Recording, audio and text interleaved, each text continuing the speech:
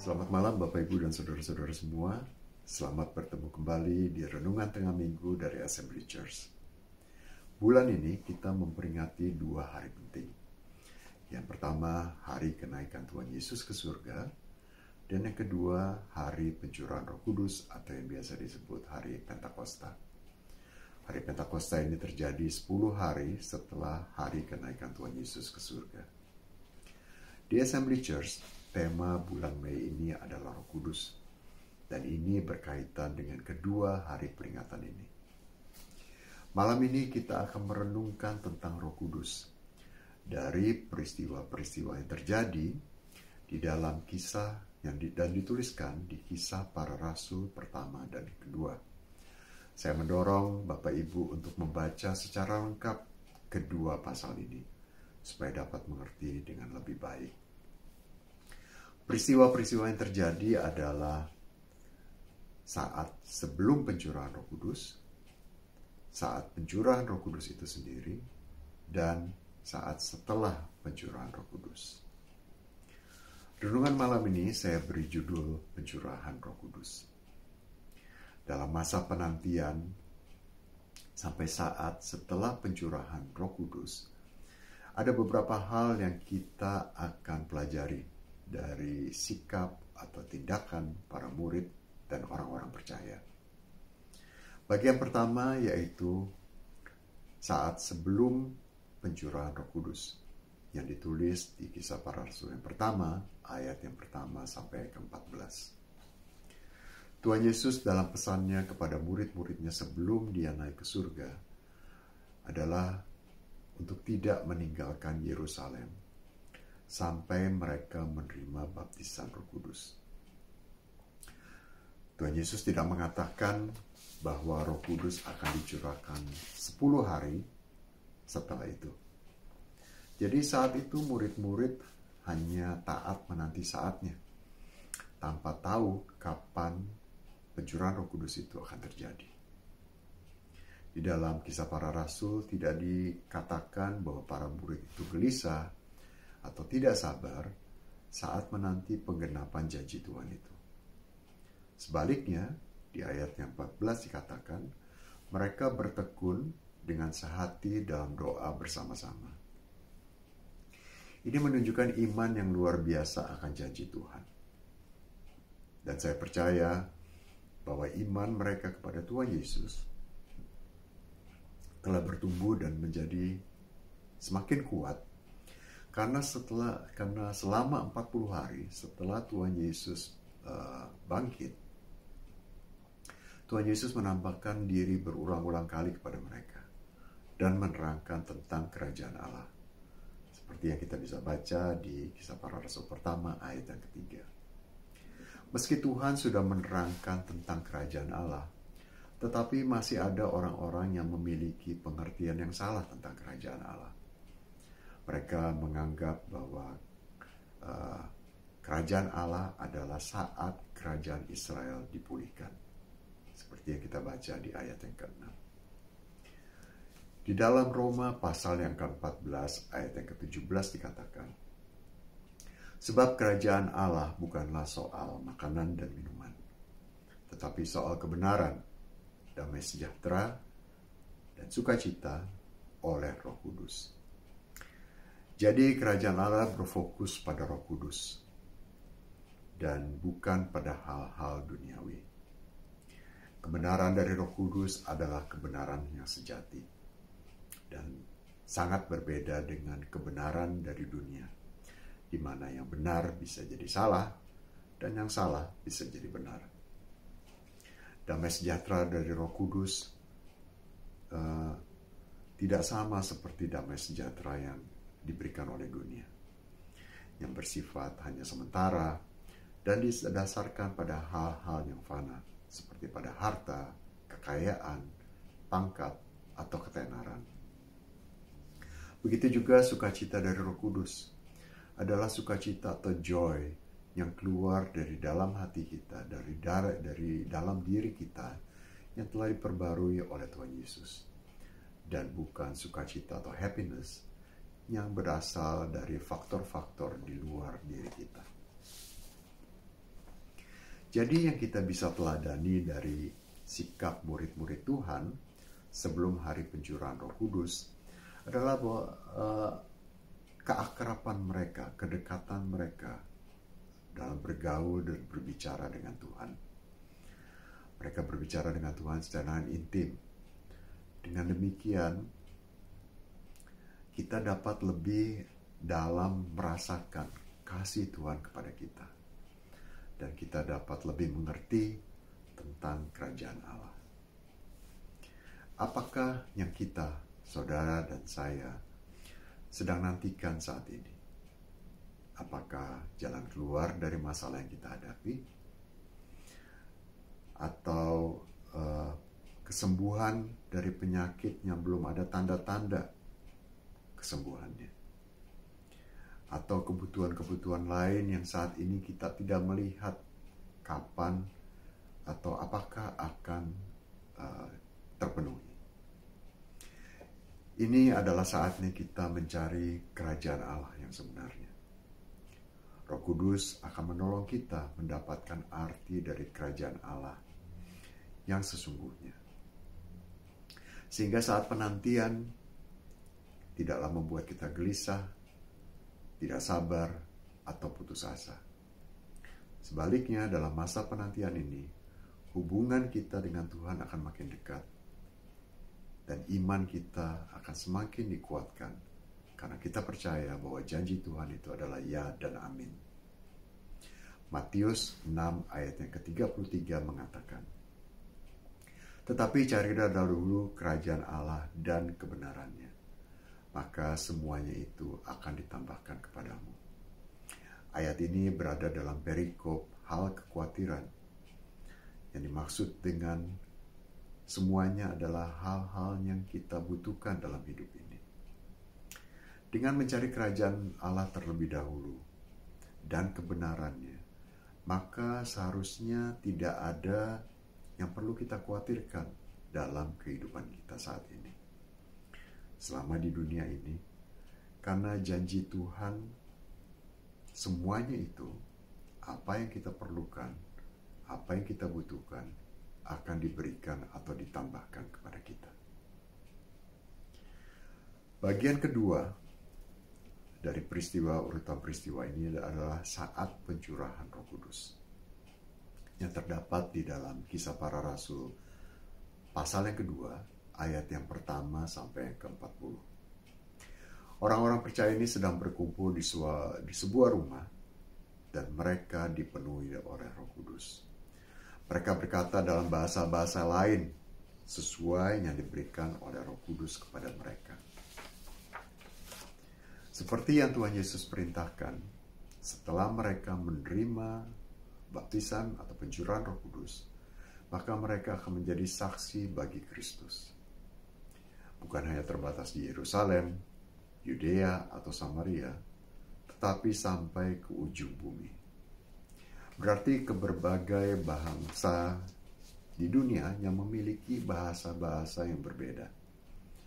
Saat pencurahan Roh Kudus, Allah membuktikan bahwa jika Allah memerintahkan kita untuk pergi memberitakan kabar kesukaan, memberitakan Injil ke seluruh dunia, maka Dia akan memperlengkapi kita. Dia akan memampukan orang-orang percaya ini mempunyai keberanian untuk menjadi saksi Kristus dan untuk berbicara dalam bahasa-bahasa lain yang tidak mereka ketahui. Karena itu, apa yang mereka ucapkan atau sampaikan dapat dimengerti oleh orang-orang yang berada di Yerusalem saat itu, saat pencurahan Roh Kudus ini terjadi. Di Kisah Para Rasul 2 ayat ke-9 menyebutkan sedikitnya ada 16 bahasa yang berbeda. Sungguh amazing jika Roh Kudus bekerja dalam kehidupan orang percaya. Apa yang dikatakan oleh orang-orang percaya ini yang telah dibaptis oleh Roh Kudus? Pasal yang kedua ayat ke-11b mengatakan, mereka bisa menceritakan perbuatan-perbuatan besar yang dilakukan Allah. Jadi Bapak Ibu, tidak ada yang mustahil bagi Roh Kudus. Di dalam Yohanes pasal yang ke-16 ayat yang ke-8 dan sampai yang ke-10 mengatakan bahwa kalau Ia, yaitu Roh Kudus, datang, Ia akan menginsafkan dunia akan dosa, kebenaran, dan penghakiman. Akan dosa karena mereka tetap tidak percaya kepadaku. Akan kebenaran karena aku, yaitu Tuhan Yesus, pergi kepada Bapa dan kamu tidak melihat aku lagi. Akan penghakiman karena penguasa dunia ini telah dihukum. Kita juga melihat bahwa keberanian murid-murid Tuhan ini, murid Tuhan Yesus dalam memberitakan Injil. Pasal kedua ayat 14 sampai ke 40 mencatat bagaimana Petrus dengan berani berkhotbah tentang Yesus yang adalah Tuhan dan Kristus atau Mesias. Baptisan Holy Spirit, baptisan Roh Kudus adalah gift of Holy Spirit yang memberikan kita dunamis atau kuasa untuk menjadi saksi Kristus yang berani. Kita ingat bahwa belum lama sebelumnya Petrus yang sama ini adalah yang mengenal Tuhan Yesus saat Tuhan Yesus ditangkap dan akan dihukum dengan disalibkan. Saat itu Petrus sangat ketakutan dikaitkan dengan Tuhan Yesus. Dia menyangkal Tuhan bukan hanya satu kali, bahkan sampai 3 kali. Padahal Petrus adalah salah satu dari 3 murid yang dekat dengan Tuhan. Petrus berada saat Allah Bapa memuliakan Tuhan Yesus di atas bukit. Petrus juga bersama dengan Tuhan Yesus saat dia bergumul dalam doa menjelang penderitaannya di Taman Getsemani. Tapi kedekatan Petrus dengan Tuhan Yesus tidak berarti dia jadi berani membela Yesus. Malah sebaliknya, dia menyangkal Tuhan Yesus. Luar biasa cara kerja Roh Kudus. Dia bisa merubah dari seorang penyangkal menjadi seorang penjala manusia bagi Kristus. Dan hasil dari khotbah Petrus ini tentang Yesus adalah 3.000 orang yang menerima Tuhan Yesus dan memberi diri untuk dibaptis. Keberanian Petrus dan juga Yohanes untuk menjadi saksi Kristus tidak terbatas pada hari pencurahan Roh Kudus saja. Tapi ini terus berlanjut. Kita bisa baca di Kisah Para Rasul 3 ayat yang ke-11 sampai yang ke-26. Walau akibat dari khotbah mereka tentang Yesus, mereka dihadapkan kepada mahkamah agama oleh para imam dan orang-orang Saduki. Karena mereka memberitakan bahwa di dalam Yesus ada kebangkitan dari antara orang mati. Bagaimana dengan kita, saudara dan saya? Apakah kita bersedia untuk dirubah dan diurapi oleh Roh Kudus dan siap untuk menjadi saksi Kristus yang berani sampai ke ujung bumi? Seringkali saat kita ditantang untuk menjadi saksi Kristus, kita mengucapkan, "Inilah aku, Tuhan, utuslah dia." Saat kita menerima pencurahan Roh Kudus, maka ucapan kita akan berubah. "Inilah aku, Tuhan, utuslah aku." Bagian terakhir dari urutan peristiwa ini adalah setelah pencurahan Roh Kudus yang tertulis di Kisah Para Rasul 2 ayat yang ke-41 sampai yang ke-47. Perubahan yang radikal terus berlanjut dalam kehidupan orang percaya ini. Mereka tetap tekun berdoa, tapi juga mereka bertekun atas pengajaran rasul-rasul dan dalam persekutuan. Mereka berkumpul untuk makan bersama. Mereka tetap bersatu, saling berbagi dengan sesama sesuai dengan kebutuhan mereka. Tiap-tiap hari mereka berkumpul di bait Allah dan mereka memuji Allah. Cara hidup jemaat yang mula-mula ini terus mereka lakukan. Dan kita bisa baca di Kisah Para Rasul 3, Para Rasul 4, ayat ke-32 sampai ke-37. Ayat ke-33 mengatakan, dan dengan kuasa yang besar, rasul-rasul memberi kesaksian tentang kebangkitan Tuhan Yesus. Dan mereka semua hidup dalam kasih karunia yang melimpah-limpah. Dalam ketiga peristiwa yang telah kita pelajari tadi, ada hal yang terus-menerus dilakukan oleh orang-orang yang percaya, orang percaya mula-mula. Ialah berdoa dan bersekutu. Bapak Ibu, gedung gereja kita adalah rumah doa. Kita berkumpul setiap hari Sabtu pagi untuk berdoa bersama. Kita berdoa bersama untuk mendoakan anggota-anggota jemaat yang sedang sakit, yang sedang menghadapi masalah. Kita juga berdoa untuk keperluan gereja. Kita berdoa untuk para tetangga kita, untuk council kita, untuk kota kita, juga untuk negara dan bangsa ini. Mari kita ikuti cara hidup jemaat yang mula-mula, yang rajin berdoa. Saya mengundang Bapak Ibu untuk datang setiap Sabtu pagi untuk bergabung, untuk berdoa bersama. Gereja yang kuat dan penuh kuasa adalah gereja yang berdoa. Tanpa doa kita akan menjadi lemah dan mudah jatuh diserang oleh iblis. Saatnya kita bangkit menjadi pejuang-pejuang doa untuk memerangi kuasa iblis yang makin gencar di akhir zaman ini. Kisah Para Rasul 2 ayat yang ke-47 menuliskan bahwa Tuhan menambah jumlah orang-orang percaya tiap-tiap hari. Jika Tuhan bekerja, maka jumlah orang-orang percaya yang ada di sekitar kita, di kota kita, akan bertambah. Bersiaplah Bapak Ibu, ladang Tuhan telah menguning dan siap untuk dituai. Mintalah kepada Tuhan untuk mengirim pekerjanya untuk menuainya. Jika saudara dan saya adalah salah satu penuai yang ditunjuk oleh Tuhan, maka dengan urapan Roh Kudus, katakan dengan berani, ini aku Tuhan, utuslah aku. Sebagai penutup, mari kita simpulkan teladan dari jemaat mula-mula yang patut kita ikuti saat pencurahan Roh Kudus. Yang pertama, tetap berdoa.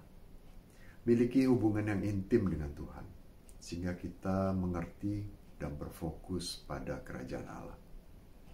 Saat kita mengerti makna kerajaan Allah yang sesungguhnya, maka iman kita akan menjadi teguh, walau di dalam masa penantian menunggu penggenapan janji Tuhan. Yang ketiga, ubah pikiran dan hati kita. Buka hati untuk menerima Roh Kudus.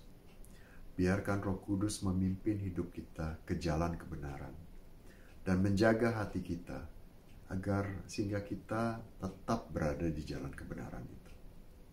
Dan yang keempat, dengan menerima pencurahan Roh Kudus, maka kita akan menjadi saksi yang berani bagi Yesus.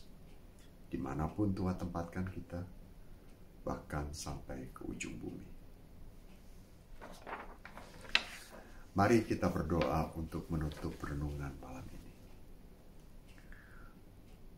Bapa kami dalam surga, Tuhan, terima kasih untuk firman yang Tuhan telah Kau berikan pada kami saat ini.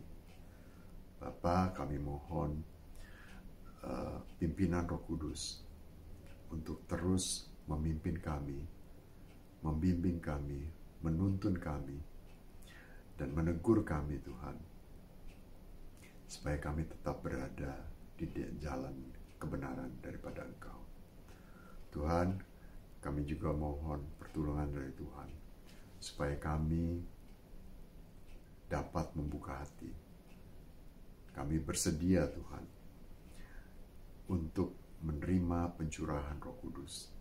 Dan kami siap sedia, Tuhan, untuk menjadi saksi-saksi yang berani untuk mengabarkan kabar kesukaan Injil daripada Tuhan. Terima kasih Bapa untuk berkat penyertaan-Mu pada kami. Dalam nama Tuhan Yesus kami telah berdoa. Amin. Selamat malam Bapak Ibu semua. Tuhan memberkati.